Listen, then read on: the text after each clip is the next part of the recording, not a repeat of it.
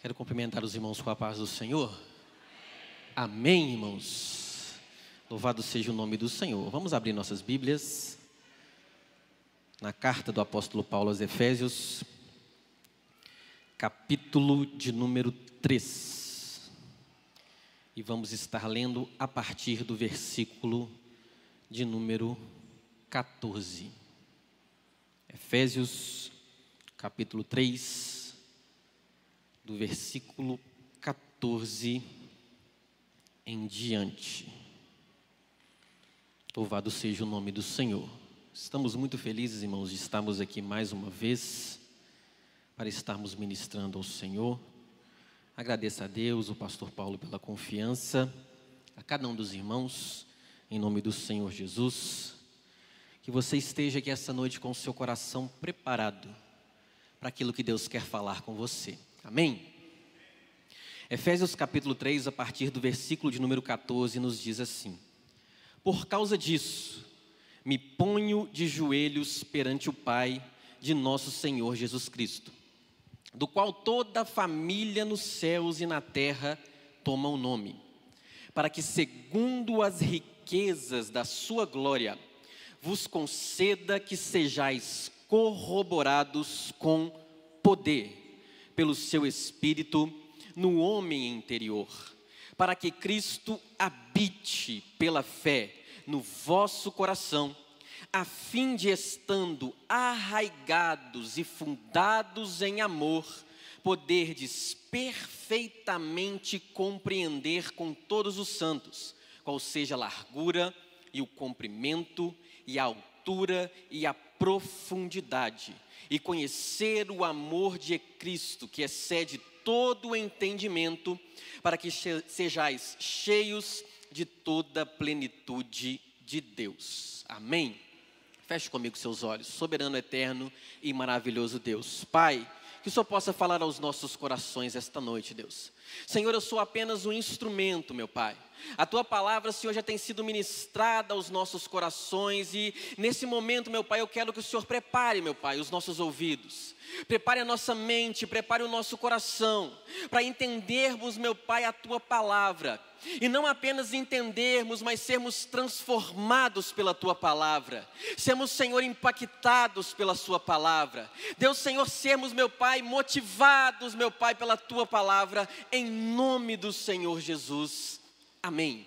Os irmãos podem tomar assento, em nome do Senhor Jesus. Irmãos, para nós entendermos um pouquinho daquilo que o Senhor tem para falar conosco essa noite, nos faz necessário nós entendermos algumas coisas acerca dessa carta do apóstolo Paulo aos Efésios. Quando Paulo ele escreve essa carta, ele está preso na cidade de Roma. E o interessante é que pouco tempo, alguns anos atrás, Paulo ele esteve na cidade de Éfeso, na sua terceira viagem missionária, com a intenção de fazer daquele lugar uma plantação de igrejas, de pregar o evangelho, para que vidas fossem transformadas naquele lugar. Interessante notarmos que Paulo ele ficou por 3 anos naquela cidade. De todas as suas viagens, de todas as cidades aonde Paulo esteve, ali ele ficou um período de tempo maior, porque foi necessário que algumas coisas acontecessem naquele lugar. Porque, como nós podemos ver em Atos capítulo 19, a partir do momento que Paulo ele começa a ministrar a palavra de Deus naquela cidade, algo extraordinário começa a acontecer. Éfeso era uma cidade portuária, uma cidade orgulhosa, uma cidade próspera, uma cidade movimentada.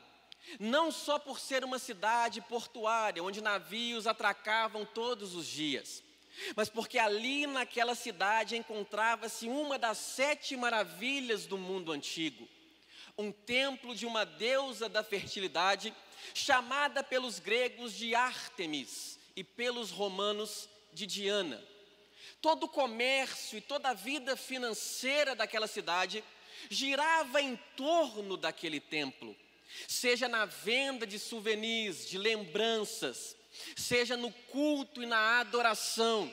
Era uma cidade marcada por essa idolatria, onde as pessoas visitavam o templo todos os dias para prestar o seu culto, para conhecer aquele lugar, para fazer parte daquela celebração e para fazer com que o comércio daquela região girasse, para que as pessoas pudessem comprar e vender naquele lugar. Além de ser uma cidade idólatra, Efésios era uma cidade marcada pelas práticas da feitiçaria e do ocultismo.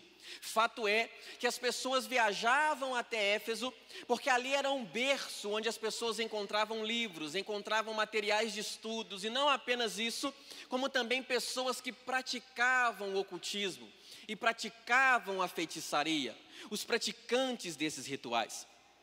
Quando Paulo então ele vem de Corinto e chega à cidade de Éfeso, ele encontra naquela cidade alguns discípulos que haviam sido batizados por João. E usando-se daquelas pessoas que ali estavam, ele começa então a pregar o evangelho naquela cidade.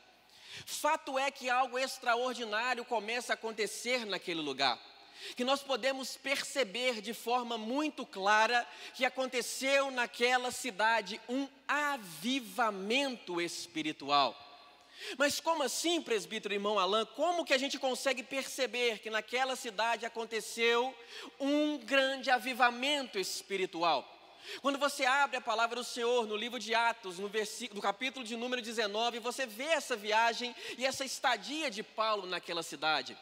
A primeira coisa que nós percebemos dentro de um avivamento espiritual é a conversão genuína de pessoas, é o arrependimento, é a mudança de mente. Se não há conversão, se não há mudança de mente, se não há arrependimento, se as pessoas não são confrontadas, não são de certa forma apertadas pela palavra de Deus a mudarem as suas atitudes, a mudarem os seus caminhos, a mudarem aquilo que acreditam ser certo, isso não é avivamento, isso é sentimentalismo, isso é emocionalismo.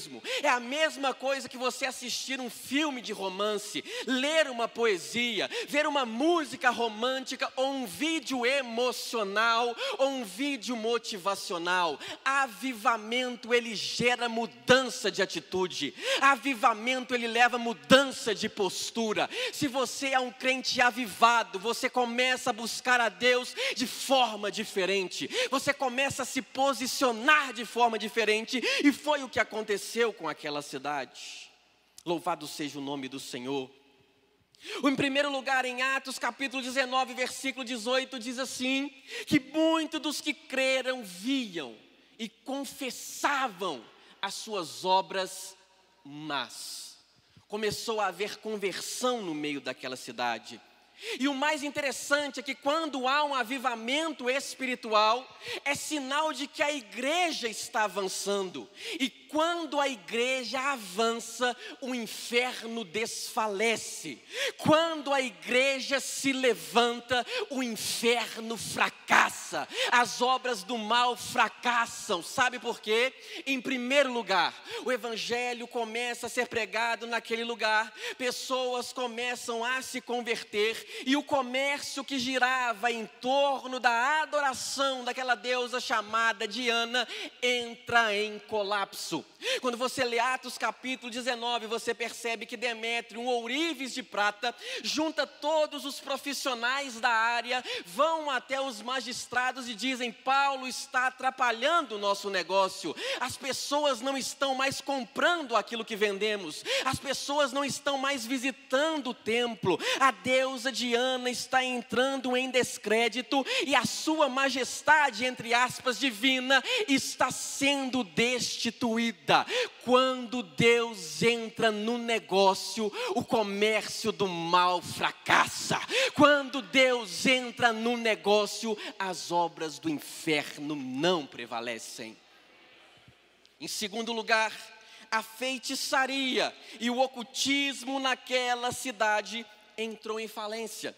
Em Atos capítulo 19, versículo 19, você percebe que grande número daqueles que praticavam o ocultismo queimaram seus livros e os itens de seus rituais publicamente.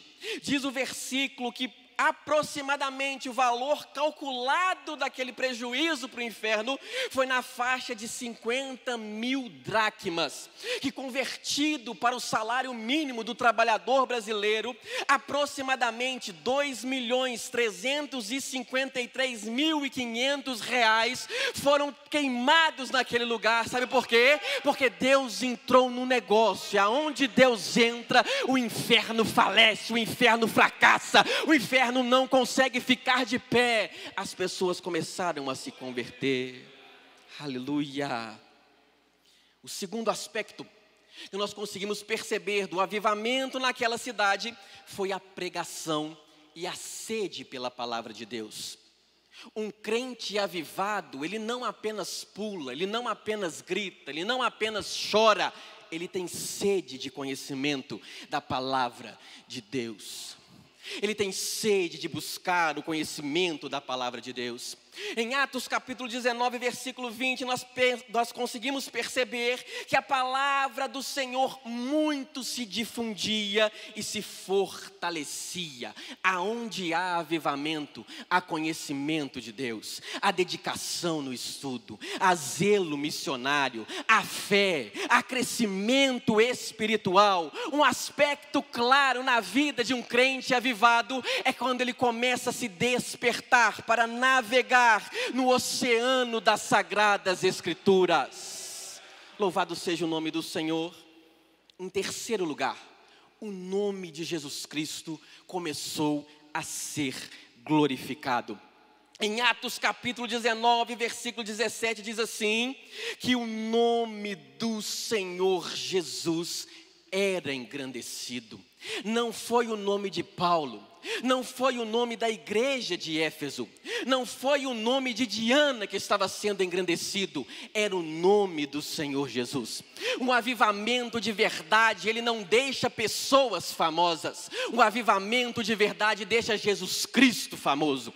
Um avivamento de verdade não, aleluias, promove profetas. Um avivamento de verdade engrandece o nome do nosso Salvador. Um avivamento de verdade não deixa um pregador famoso. Um avivamento de verdade dá glória ao nome do Senhor Jesus Cristo. Um avivamento de verdade não deixa um cantor famoso. Um avivamento de verdade é quando todos estão lembrando, glorificando, exaltando e enaltecendo o nome do nosso Salvador.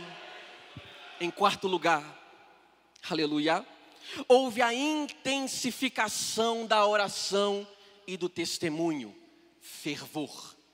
Em Atos capítulo 19, versículo 11 diz que Deus fazia milagres extraordinários. Se há avivamento, há aumento de oração. Se há aumento de oração, há aumento de fervor.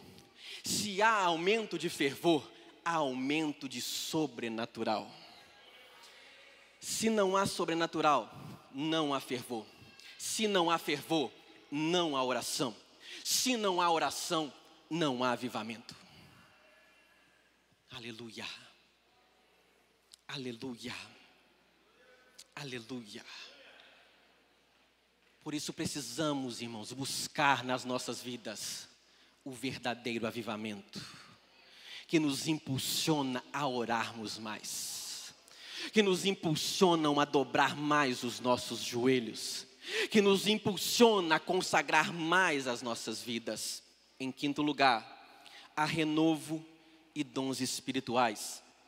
Diz Atos capítulo 19, no versículo 6, que quando Paulo impunha as mãos sobre os discípulos, vinha sobre eles o Espírito Santo, e eles começavam a falar em outras línguas e profetizavam. A evidência de uma igreja avivada, a evidência de um crente avivado é fogo.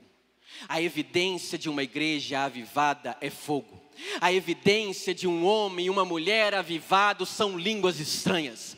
A evidência de um homem e uma mulher avivado é fogo do Espírito Santo. A evidência de um homem, de uma mulher, de uma criança, de um jovem, de um adolescente avivado é aquele que busca incessantemente batismo com o Espírito Santo, renovo com o Espírito Santo, dons espirituais. Aleluia. O fato é que esse avivamento na cidade de Éfeso tornou aquela cidade um centro de evangelismo. Diz a história que até maior que Jerusalém e Antioquia na Síria. Então Paulo ele despede dos irmãos ali em Atos capítulo 19, continua a sua viagem missionária até ser preso em Roma. Quando ele está preso em Roma, ele começa então a escrever essa carta, considerada uma carta eclesiológica, ou seja, que fala da igreja, o corpo de Cristo. Se nós formos pegar a carta aos Efésios e dividi-la em duas partes, nós conseguimos perceber que do capítulo 1 até o capítulo 3, nós temos gloriosas declarações teológicas a respeito da obra de Cristo.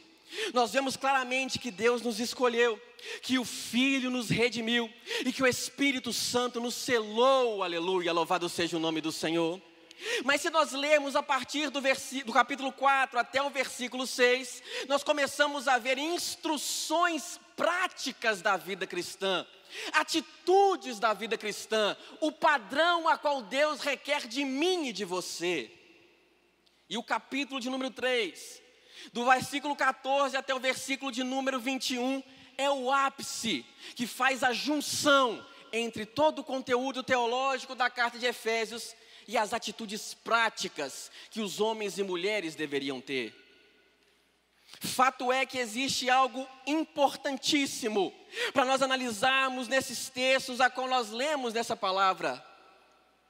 Paulo está fazendo uma das orações mais ousadas da sua carreira. Paulo está fazendo uma oração pelos Efésios pedindo 3 coisas que nós vamos falar um pouquinho aqui essa noite. Em primeiro lugar, presença. Presença de quem? Presença de Cristo dentro de nós. Em segundo lugar, poder. Poder de quem? Poder do Espírito Santo. E em terceiro lugar, amor. Que amor é esse? O amor de Jesus Cristo por mim e por você. Então Paulo ele inicia essa oração dizendo: para que, segundo as riquezas da sua glória, vos conceda que sejais corroborados com poder, que Cristo habite em vós e que sejais arraigados e fundamentados em amor. Louvado seja o nome do Senhor. O interessante é que o versículo de número 14, Paulo inicia a sua oração da seguinte forma: me ponho de joelhos diante do Pai.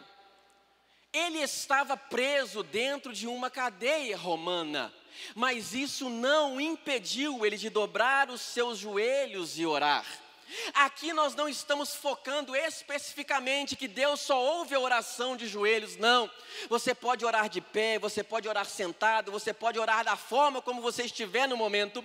Mas fato é que Paulo está dizendo nesta carta que a cadeia, os ferrolhos, aquela prisão não o impediram de dobrar o joelho para orar.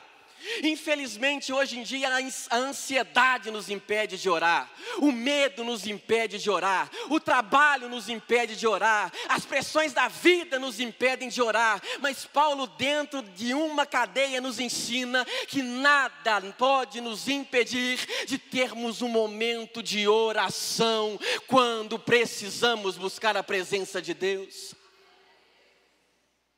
E quando nós vamos para o capítulo de número 4, irmãos, até o capítulo de número 6, você vai perceber que ele inicia uma série de exortações.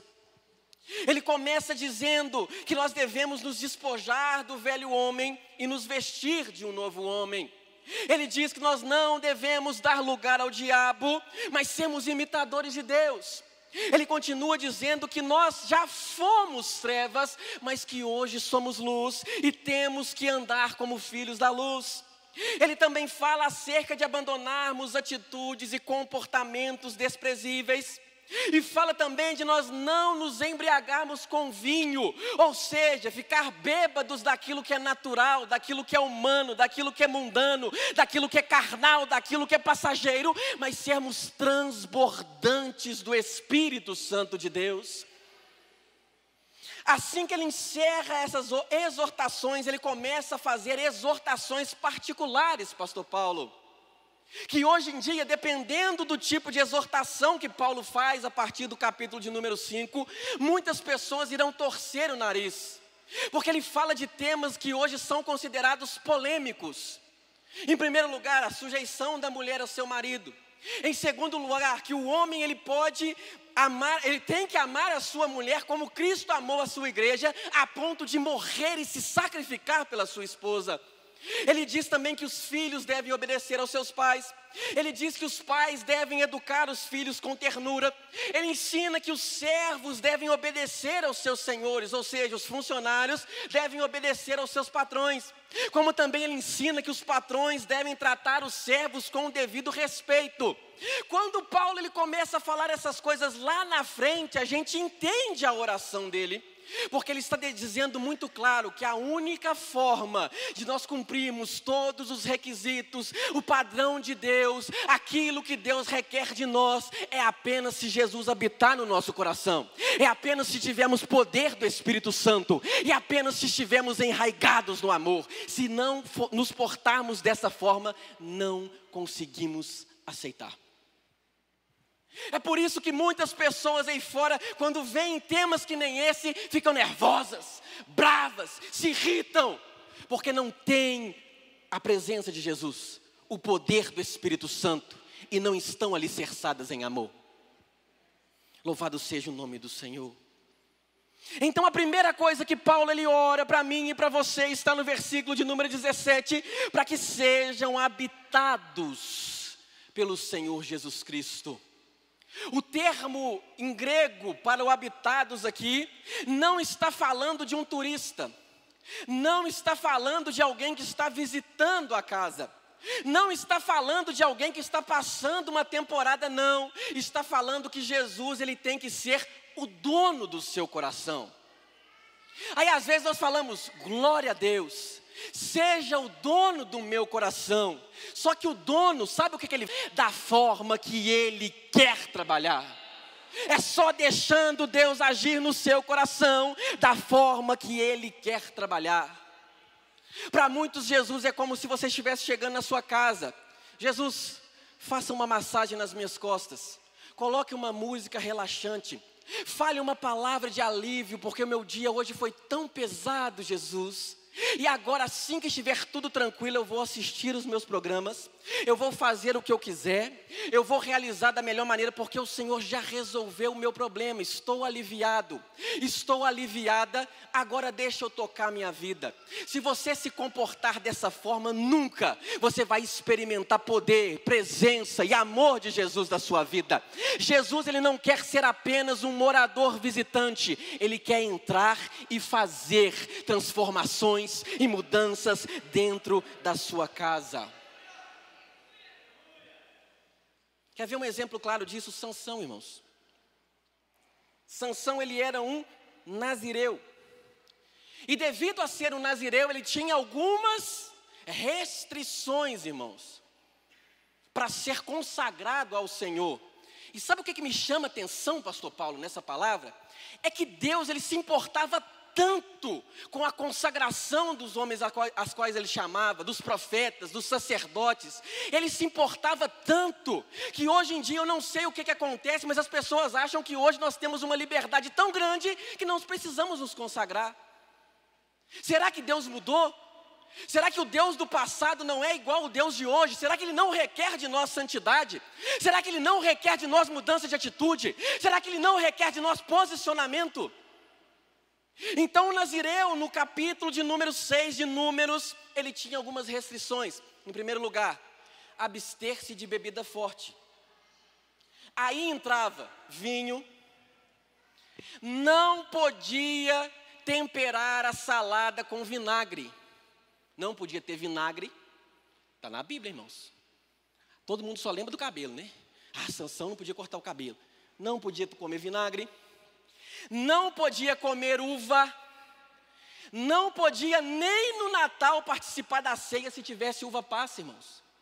Piorou chegar perto de semente de uva, está em Números capítulo 6.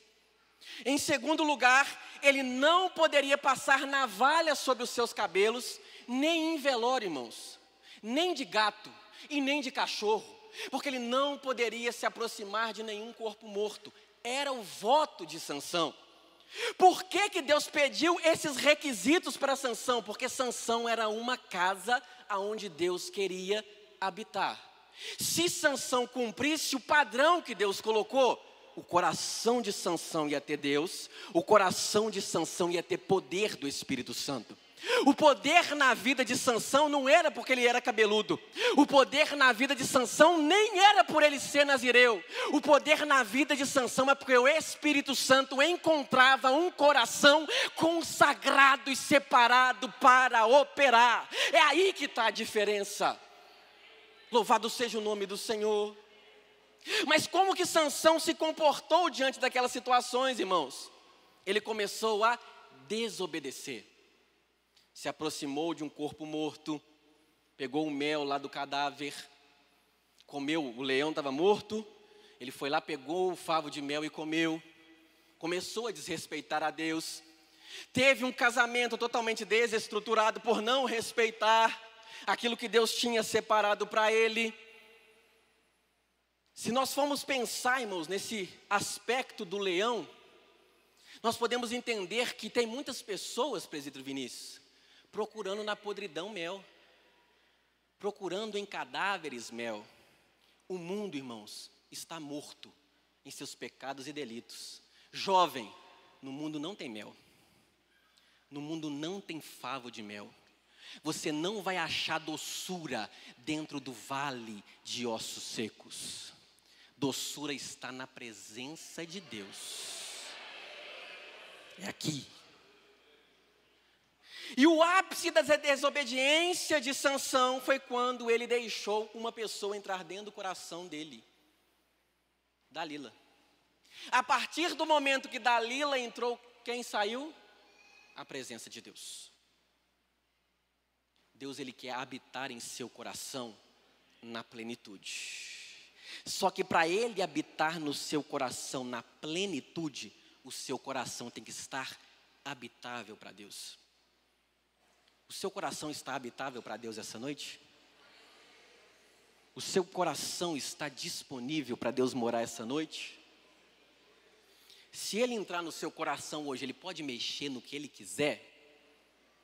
Se Deus entrar no seu coração hoje, o que é que Ele vai encontrar? Se Deus entrar no seu coração hoje, Ele pode fazer um reboliço? Sim ou não?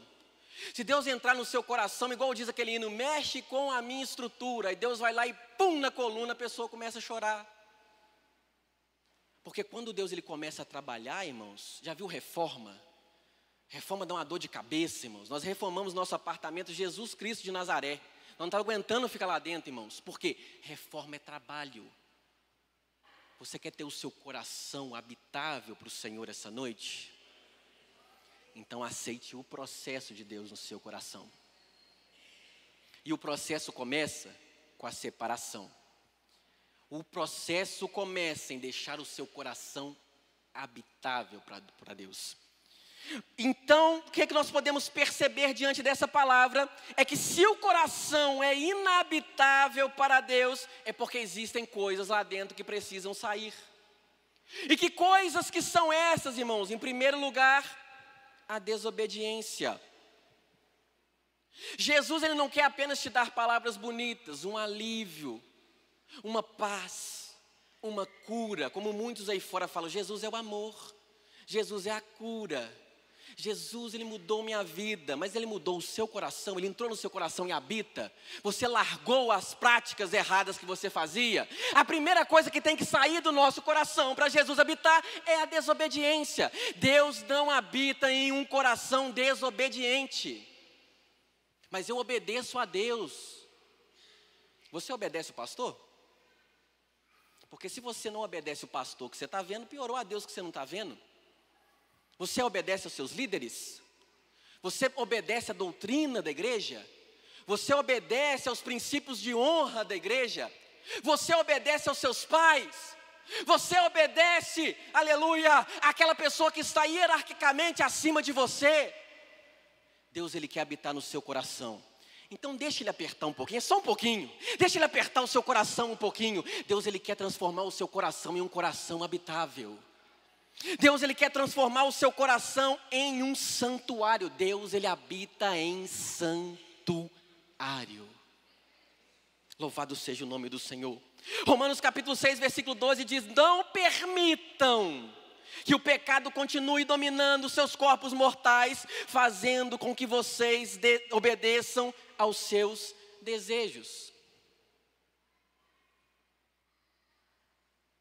Sabe o que mais acontece hoje em dia? Pastor Paulo, pastor Diel, irmão Davis, evangelista Davis. Todo mundo chega e fala assim: pastor, a Bíblia condena isso? Pastor, isso é pecado? Pastor, isso é errado? Pastor, pode fazer isso? Pastor, pode fazer aquilo? Eu nunca vi você chegar e falar assim: pastor Paulo, me fala o que a Bíblia manda eu fazer, porque eu vou fazer exatamente aquilo que a Bíblia manda eu fazer. Tem que ser esse o nosso pedido. Tem que ser esse o nosso questionamento. Deus, o que a sua Bíblia manda eu fazer, para me fazer exatamente aquilo que a sua Bíblia manda eu fazer. Porque se você fizer exatamente aquilo que a Bíblia está mandando, nenhuma dúvida permeará o seu coração. Louvado seja o nome do Senhor. Em segundo lugar, o medo não pode habitar o seu coração. Hoje em dia vivemos uma geração dominada pelo medo. Medo da morte, medo de envelhecer, medo do futuro, medo do fracasso, medo da solidão, medo da rejeição, da perda de privacidade, medo da violência. A palavra do Senhor diz em 1 João 4,18 que o verdadeiro amor, que é Jesus, ele lança fora todo medo. Ele quer tirar do seu coração todo medo. Ele comanda a sua vida. Se você entregar a chave da sua casa nas mãos dele, descansa, que o resto ele faz. O seu futuro ele garante. A sua vida ele coordena. Todas as coisas ele direciona. Mas o medo tem que sair. Em último lugar, não pode habitar outro Deus. Não, irmãos. Deus me livre de idolatria. Não, aqui na minha casa não. Idolatrar, irmãos, é tudo que você coloca na frente de Deus. Pode ser até um carro, até um celular pode ser, irmãos. Porque se o celular te atrapalha de orar e buscar a Deus, ele é seu ídolo. Porque você está dedicando tempo para ele. Você está dedicando o seu tempo para ele. Para que Deus habite no seu coração, em sua plenitude. Outro Deus tem que sair. Quem tem sido o seu outro Deus? O que está precisando sair do seu coração essa noite? Sabe por quê? Romanos capítulo 5, versículo 20 diz que outrora o pecado pode até ter abundado, mas Jesus ele quer superabundar no seu coração. Sabe o que é superabundar? É mais do que o necessário. Jesus ele não quer ser o necessário para a sua vida. Ele quer ser além do necessário. Ele quer exceder. Ele quer sobrar. Ele quer existir em abundância. A primeira oração de Paulo para os crentes de Éfeso é que Jesus habite dentro do seu coração. Em segundo lugar, ele pede poder do Espírito Santo. Você já conheceu a Cristo. Você já aceitou o Senhor, às vezes já foi até batizado. Você tem o Espírito Santo dentro do seu coração. Mas Jesus ele quer te dar poder. Amém, irmãos? Jesus ele quer te dar poder. Mas que poder é esse, irmão Alan? Que poder é esse que Deus ele quer nos dar? Porque a única forma de nós conseguirmos sobreviver na fé é com o poder do alto. É com o poder do Espírito Santo. É com o poder do Espírito Santo. A única forma de nós sobrevivermos na nossa caminhada cristã é com o poder do Espírito Santo. Um certo pastor chamado Adoniran Gordon disse que a nossa época está perdendo contato com o espiritual. Sabe por quê? Estamos descendo para o nível secular. Hoje, irmãos, nossas orações, muitas de nossas orações, não estou falando aqui da nossa igreja, falo do modo geral no contexto cristão, ministrações, pregações, a forma como nós investimos nosso tempo é tudo sobre performance, fama, sucesso, riqueza, prosperidade, networking. Não que seja errado isso, irmãos, não estou falando que isso é errado não, nós temos que investir nisso. Eu estou falando de foco. Grande parte das denominações religiosas cristãs evangélicas do nosso Brasil estão apenas focadas no secular. Estão apenas focados aqui, na terra. Deus, Ele quer trazer você do secular para o espiritual. Porque é no espiritual que acontece o extraordinário de Deus. Porque o natural é tudo mais fácil, já está na sua mão, já está perto de você. Mas o espiritual é onde o extraordinário e o sobrenatural de Deus acontece. Louvado seja o nome do Senhor. Em nossas orações, irmãos, estamos constantemente pedindo: Deus, alivia a prova. Deus, diminui essa luta. Senhor, ajuda, Senhor. O que é mais fácil? Se eu estiver resfriado e eu estiver gripado, o que é mais fácil? O alívio dos sintomas ou a cura? Se eu estiver de câncer, o que é mais fácil? O alívio das dores ou a cura? Nós estamos constantemente orando a Deus, pedindo alívio, sendo que Ele quer nos dar poder para conseguir superar, para conseguir vencer, para conseguir lutar e permanecermos de pé. Ele quer te dar poder, meu irmão, essa noite. Ele quer te dar poder, minha irmã, essa noite.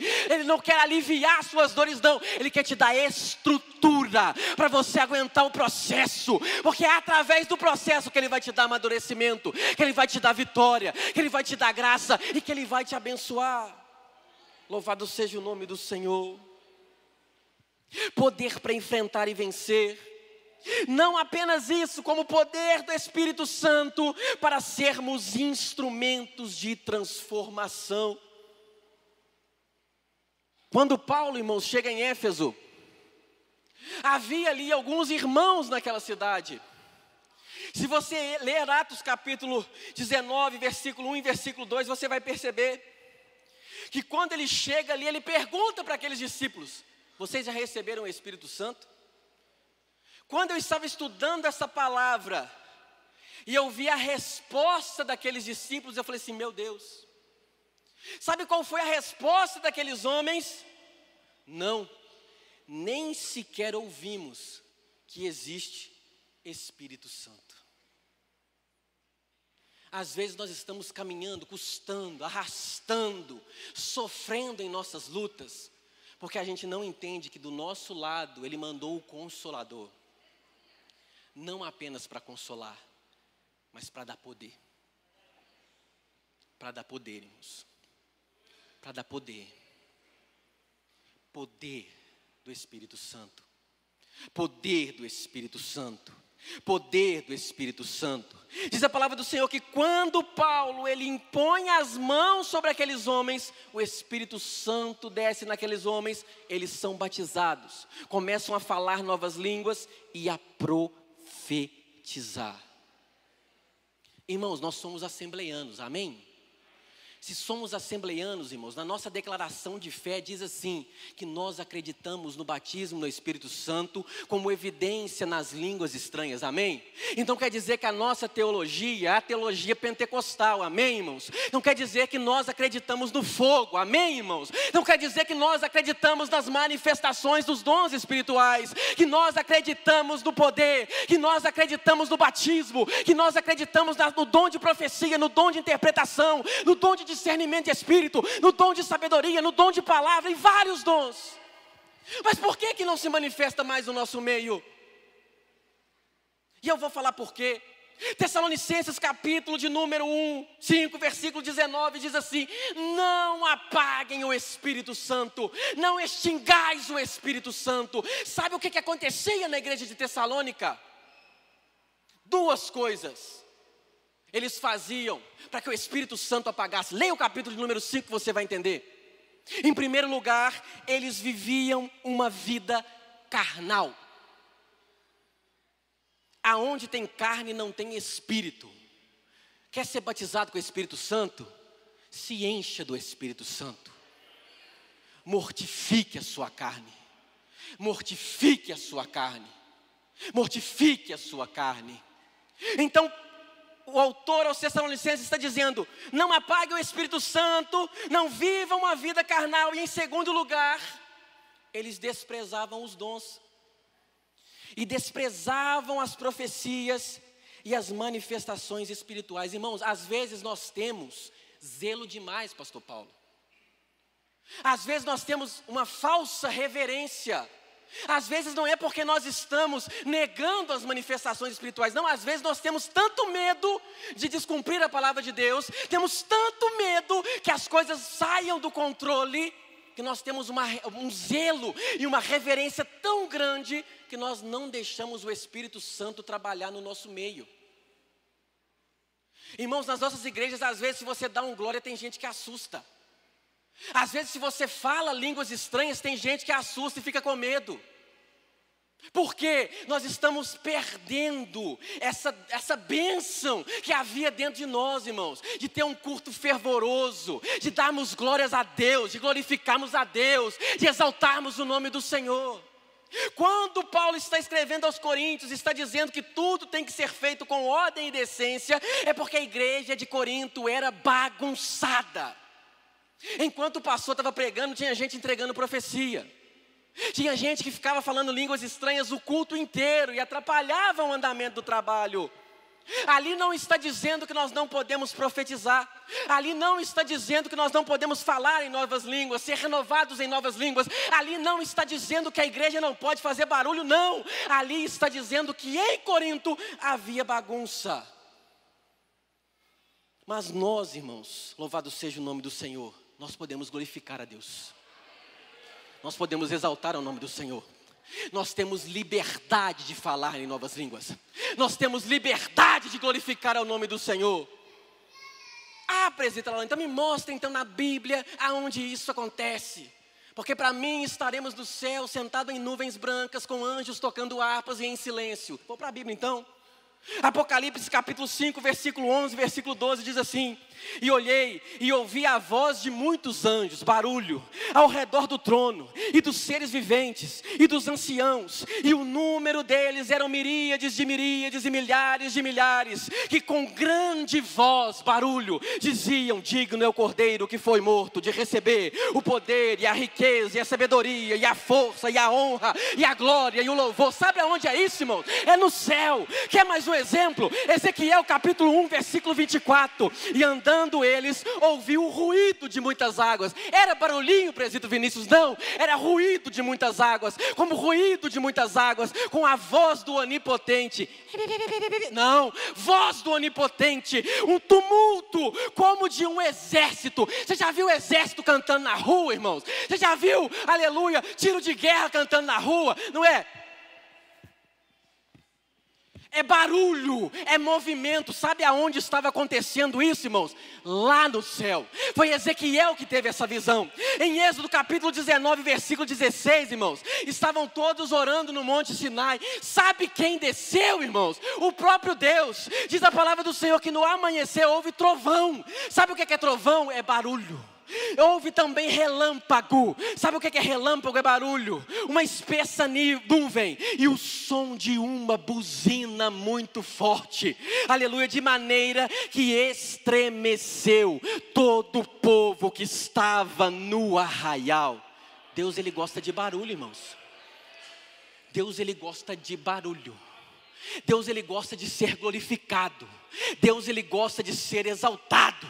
Deus, Ele gosta de ser enaltecido. Então, se no céu o culto é assim, por que aqui a gente vai fazer diferente, pastor Paulo? Por que aqui a gente vai ficar calado? Por que aqui a gente vai ficar com medo? Por que aqui a gente não vai glorificar? Por que aqui nós não vamos falar em novas línguas? Por que aqui nós não vamos ver, aleluia, o louvor, a glória, a honra do Todo-Poderoso Deus? Aleluia. Ele quer derramar poder do Espírito Santo sobre a sua vida. Ele quer derramar poder sobre a sua vida. Ele quer derramar fogo, fervor, glória, aleluia, sobre a sua vida. Então abra a sua boca, pelo amor de Deus, e glorifique, exalte, adore o nome do Todo-Poderoso Deus aqui essa noite. Aleluia, aleluia. É poder, irmãos. É poder do Espírito Santo. E em último lugar, Ele quer que nós estejamos arraigados e fundados no amor de Cristo. Arraigados como a profundeza de uma árvore, das raízes de uma árvore. E fundados como o alicerce de um grande prédio. Por que Paulo está dizendo isso, irmãos? Porque quando somos movidos pelo amor a Jesus, todas as áreas da nossa vida são movidas por esse amor. A Bíblia diz em Colossenses capítulo 3, versículo 17: e quando fizeres o que for, por palavras ou por obras, fazei tudo em nome do Senhor Jesus. João capítulo 15, versículo 13 diz que ninguém tem maior amor do que este, de dar a sua vida pelos seus amigos. Sabe qual que é a maior segurança que eu e você tem nas nossas vidas? Está em Romanos capítulo 8, versículo 38 e versículo 39. Que diz assim: porque eu estou certo de que nem a morte, de que nem a vida, de que nem os anjos, de que nem os principados, de que nem as potestades, de que nem o presente, de que nem o porvir, de que nem a altura, nem a profundidade, nem alguma outra criatura nos poderá separar do amor de Deus, que está em Cristo Jesus, o nosso Senhor. Você pode cair, você pode chegar aqui na igreja arrebentado. Sabe como Jesus vai te abraçar? Como se fosse a primeira vez. Você pode chegar aqui destruído, você pode ter blasfemado o nome do Senhor Jesus, mas se você chegar aqui, Ele vai te abraçar como se fosse a primeira vez. Você pode estar desanimado, você pode estar querendo não voltar na igreja mais, você pode estar sofrendo com as tribulações, com o luto e com as coisas que o mundo te oferece, mas quando você vem na igreja, Jesus, Ele te abraça como se fosse a primeira vez. Jesus, Ele derrama o amor dEle sobre a sua vida como se fosse a primeira vez. Nada pode nos separar desse amor. Às vezes você foi rejeitado, às vezes você foi abandonado, mas Deus, Ele te abraça. Porque nada pode nos separar do amor de Deus. Eu concluo essa mensagem dizendo que a oração que Paulo fez para os Efésios é: aleluia, que Cristo habite no seu coração. Talvez você chegou aqui essa noite, diante dessa mensagem que foi ministrada, aleluia, você disse: não, até hoje, várias coisas habitaram meu coração, menos Jesus. Eu já chamei Ele ficou alguns dias, mas depois eu deixei Ele para lá. Ele quer habitar no seu coração essa noite. Como se fosse a primeira vez, Ele quer te abraçar essa noite novamente. Para isso, é só você levantar a sua mão, que nós vamos estar orando para você. Há alguém aqui entre nós que precisa ser alcançado por esse amor? Há alguém aqui entre nós que ainda não aceitou ao Senhor como único e suficiente Salvador da sua vida? O que é aceitar ao Senhor como único e suficiente Salvador? É deixar que Ele habite na sua casa. É deixar que Ele more na sua casa. É entregar a chave da sua casa no controle dEle. Há alguém aqui essa noite que quer tomar essa decisão? Não é mudar de religião. É entregar o controle da casa, o controle do portão, a chave da porta, a chave da cozinha, tudo nas mãos dEle. Ele quer ter o controle do seu coração essa noite. Talvez você está afastado dos caminhos do Senhor. Talvez há algum tempo você deixou outras coisas morarem dentro do seu coração. Talvez você deixou outras situações entrarem no seu coração. Só que você chegou aqui hoje cansado já. Falando assim: Deus, eu cansei. Eu quero agora que o Senhor habite no meu coração. Vem aqui na frente em nome do Senhor Jesus. Nós vamos estar orando por você. Igreja, se coloque de pé em nome do Senhor Jesus. Talvez você está dizendo: Deus, eu já deixei tanta coisa habitar no meu coração. Até hoje meu coração está extremamente bagunçado, mas hoje eu quero que o Senhor habite dentro dele. Eu já cansei de ficar no controle da minha vida. A partir de hoje eu quero que o Senhor tome o controle da minha vida. Vem aqui na frente em nome do Senhor Jesus. Aleluia. O terceiro apelo que eu faço aqui essa noite, louvado seja o nome do Senhor, é para quem já está há muito tempo lutando, batalhando, resistindo, relutando, mas parece que está difícil, parece que está cada dia mais apertado.